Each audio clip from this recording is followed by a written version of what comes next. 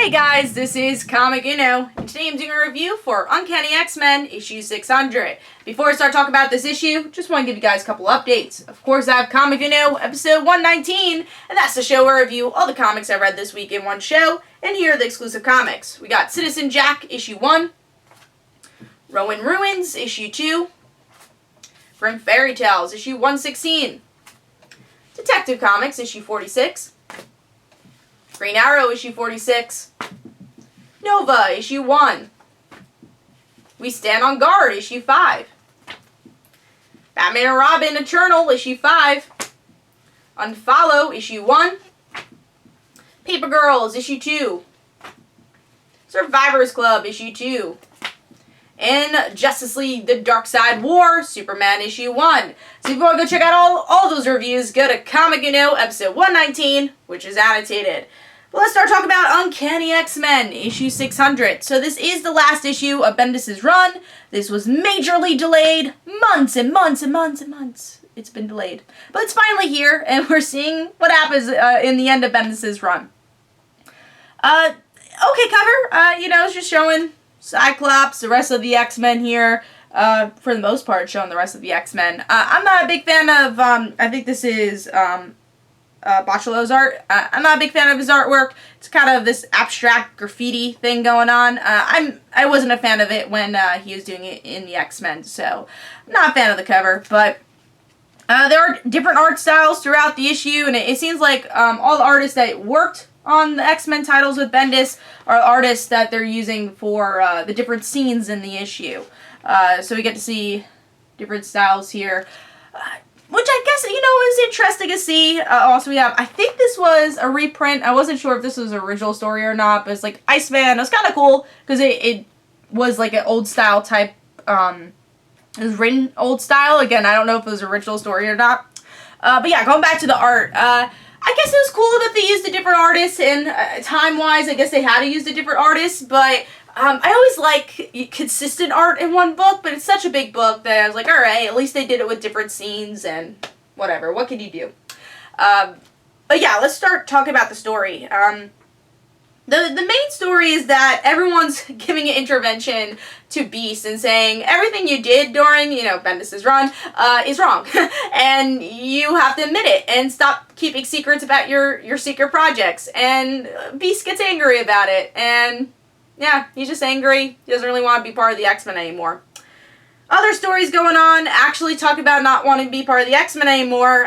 Jean kind of breaks up the first-class X-Men and says, well, I think we should have a break. I'm sure this will continue in the all-new X-Men run, which was supposed to come out next week, but I think got delayed also. And I'm sure we're going to get more of that story. We actually already got some of Jean's story in Extraordinary X-Men, so if you want to see her journey, you can read that this week. We get some closure between Kitty, Peter, and Illyana. Illyana and Peter kind of forgive each other. And Kitty, well, at least Peter is okay with Kitty getting married. So that was cool. You get to see the trio back together, and it seems like they've hashed everything out, which they needed. It has been building up throughout Bendis' run. The major thing, I want to see if I missed anything before. Alright, so there's two more stories happening.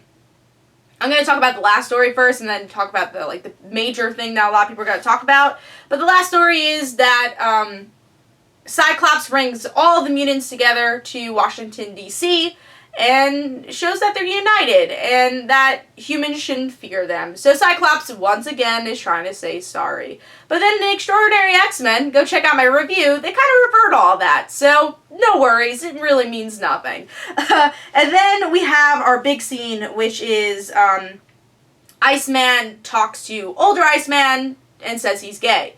But, which I thought was a good thing, older Iceman also admits he's gay. So, let's talk about that scene before we talk about the others. I like that scene because when Iceman first, when that issue came out a couple of months ago, I didn't like the revelation, not because, they were saying that Iceman was gay, but because it was only the younger version of Iceman was gay. So I was like, hold on, wait. And a lot of interviews, I think, got it wrong, and then you misquoted something because they were saying the older Iceman was straight and then the younger Iceman wasn't. And I was like, well, that doesn't make sense. You're the same person. You can't change someone's sexuality. So at that point, I was like, oh, this doesn't make sense. But I like the way they dealt with it here. It's just showing that he was hiding throughout the years, and he didn't want to admit it.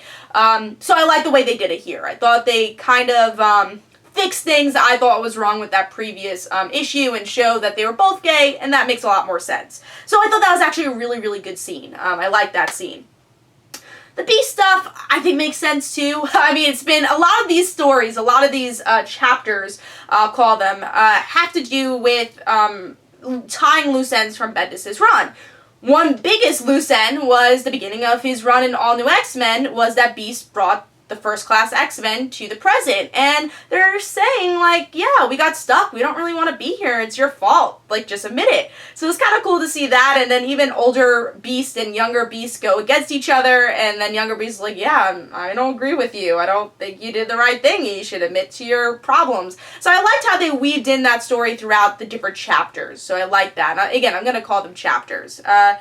I like the ending also with Cyclops. I thought it was touching, but again, it meant nothing, because now you're reading Extraordinary X-Men 9 months later, humans are still not accepting mutants, and maybe that's just for Extraordinary X-Men. Maybe we'll see in different titles that some humans are accepting mutants. I'm still baffled that there's no story where, I mean, there's been some stories, but there's lack of stories where you have some humans, accepting mutants. It's always that story where it's just like, all humans hate mutants. And it's just like, I want the story to see kind of this progression of them kind of finally being accepted. And then, of course, you're going to have the bigots and, people that don't, believe that mutants should be feared. But I just want to see the acceptance story already. We've already seen the story so many times. Let's see the acceptance. So I guess that's a complaint, because the ending's kind of showing that, and then the other books, I don't know if they're really going to pick up what Bendis was saying in the end.